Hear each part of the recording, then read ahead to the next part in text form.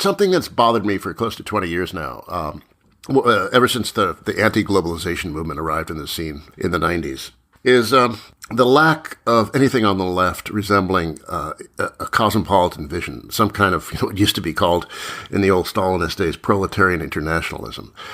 All the objections to coming from much of the left over the last years on these issues of globalization, all the ideas have been to promote nationalism, regionalism, localism. There has been no vocabulary of solidarity across borders.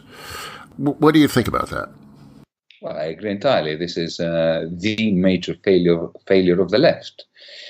On the one hand, you have very good people on the ecological front, green parties, ecological organizations, organizations against climate change, that are making all the correct noises against the destruction of the planet, but they lack this, what you refer to as an international, a proletarian internationalism that will answer the question, okay, so how can we make ends meet for the majority of our populations? How can we make sure that we have growth of the things that we need and which are good for the planet, and degrowth of the things that we don't want to have more of, like, huge SUVs, gas-guzzling ones. I will borrow your term, like it's a term that I use all the time. The only way of confronting globalization in a humanist manner is through a new internationalism, a new progressive internationalism. Now, that used to be a very major part of left discourse, left thinking, and it disappeared somewhere along the lines. What happened? Where did it go? Do you have any thoughts? Well, the left disappeared. Let's be clear on this. We have failed spectacularly. We never recovered from 1991. We never managed to reclaim a high moral ground or a high analytical ground. The left either went the way of the third way, the Clintons and the Blairs and the Papandreous in Greece and the François Hollandes in France, the social democratic tradition that became utterly irrelevant, lobotomized itself, and was co-opted by financialization, or it got become consumed with identity politics. And the result is, of course, then you don't have a narrative on how to change the world. Now we see, in some places a revival of the left, Corbynism, Sandersism. Do you see any hope for some kind of revived internationalism there, or is this more of a inward-looking kind of revival?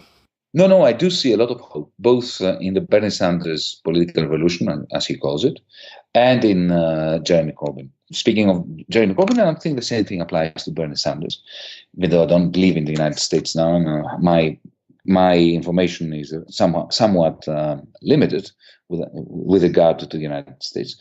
But the feeling I have, at least for Jeremy Corbyn, is that he has done a great deal of service to politics generally, and of course to progressive politics, a service that we haven't seen for 40 years, because he has managed to succeed in two important dimensions.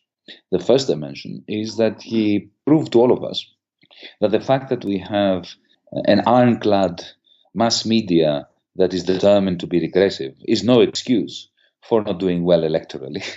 And the second dimension, where he's made a huge contribution, is to bring out of the woodwork a whole new generation of young men and women who proved beyond reasonable doubt that they are very interested in politics.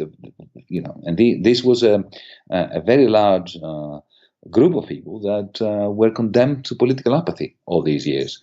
And the manner in which these young men and women have come out of the woodwork, so to speak, as a result of the progressive narrative of people like Bernie Sanders and Jeremy Corbyn, is very inspiring, because they are clearly internationalists. They are anti-parochials. They do want to link hands across national borders, even continents. What we now need to do, we need to provide them with the political narrative, or to allow them to be part of the creation of the political narrative, I should say, that brings about this new internationalism. We're not there yet. The Bernie Sanders movement is very US introspective. And similarly, the Jeremy Corbyn crowd, while they do have internationalist undertones and overtones, they're concentrating on how to get rid of the Tories and how to change the political situation and dynamic in the United Kingdom, which is perfectly understandable. But what we must do is we must present to both sides of the Atlantic, and not just to the Bernie Sanders and Jeremy Corbyn supporters, but more broadly, a new internationalism that can re-energize passion in a progressive manner, because so far passion has been energized only by the Donald Trumps and the neo-fascists on both sides of the Atlantic. Corbyn ducks the Brexit question, and there's certainly a lot of people on the Labour left who are Lexiters. And sometimes, a lot of people around Sanders, when they start talking about trade, they sound indistinguishable from Donald Trump. Of course, Trump is completely phony in his rhetoric, but there is a tendency to blame trade for all of our economic woes, which means international problems. Now, certainly a lot of trade agreements are basically just, turning the globe into a free fire zone for capital. But there's this kind of unwillingness to focus on the domestic sources of your discontents and an eagerness to blame foreigners in some sense. Do you see any way out of that? Well, how about the following? We should distinguish trade from all those nasty, toxic things that are inbuilt within TTIP, TPP, those supposedly trade agreements, but they have nothing to do with trade. They have to do with power. They have to do with monopoly rights. So if you take TPP or TTIP, or CETA for that matter, what is toxic about them is not the free trade part. Free trade is fine.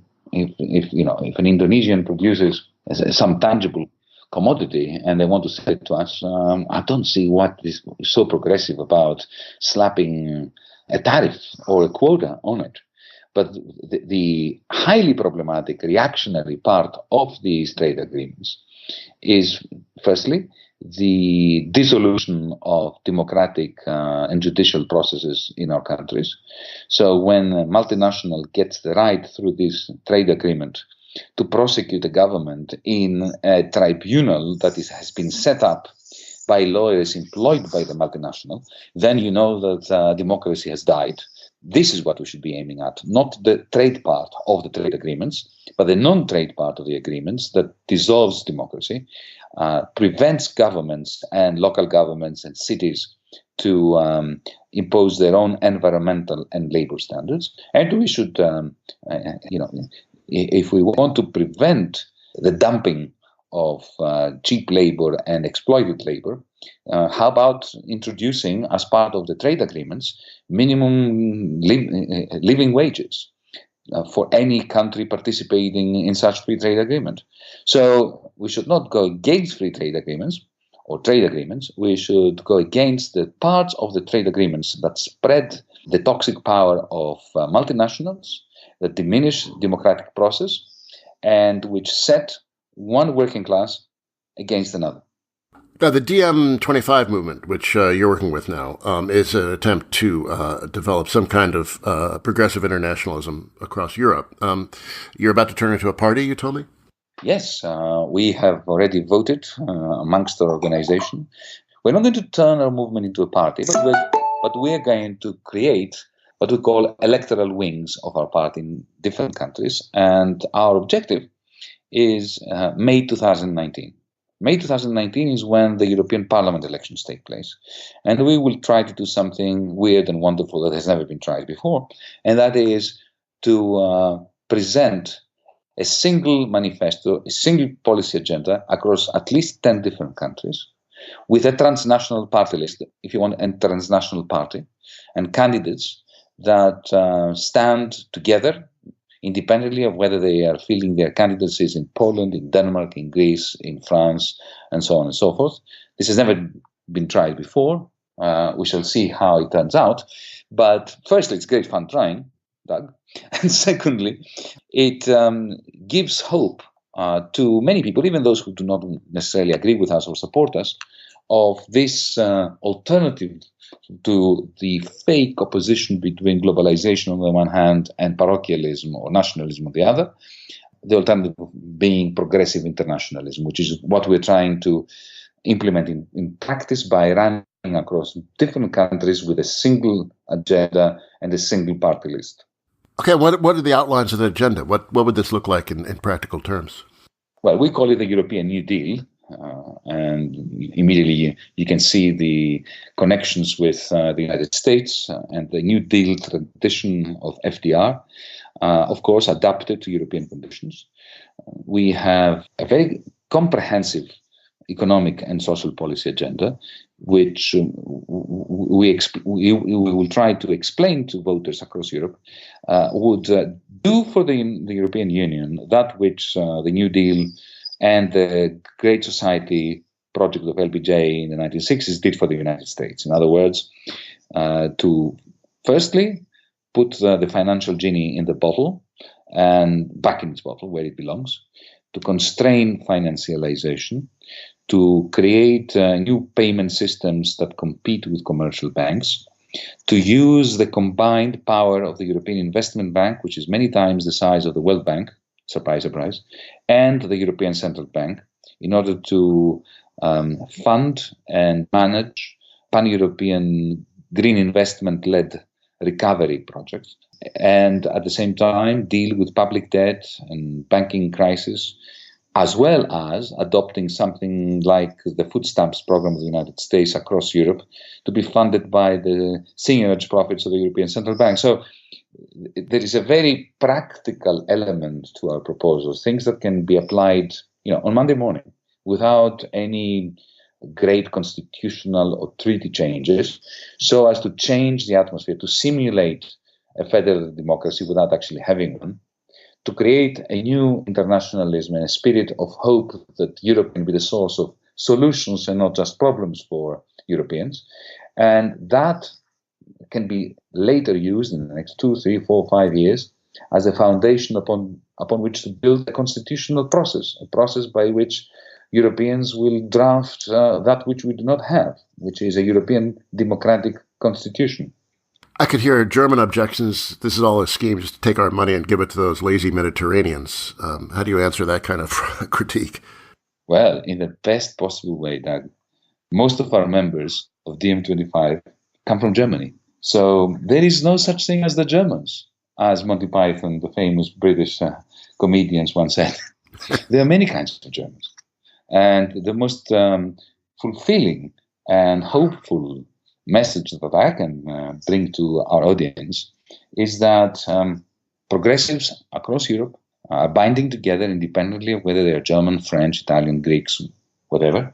And we are creating a new narrative. A narrative that does not pit Greek against German, Italian versus French, but recovers the old proletarian internationalism that you refer to, with doses of liberalism in it, along the lines of policy recommendations that start off very moderately, how to redeploy existing institutions in a way that serves the public interest, and by public I mean the European public interest, and then extend to radical proposals for the post-capitalism that must come.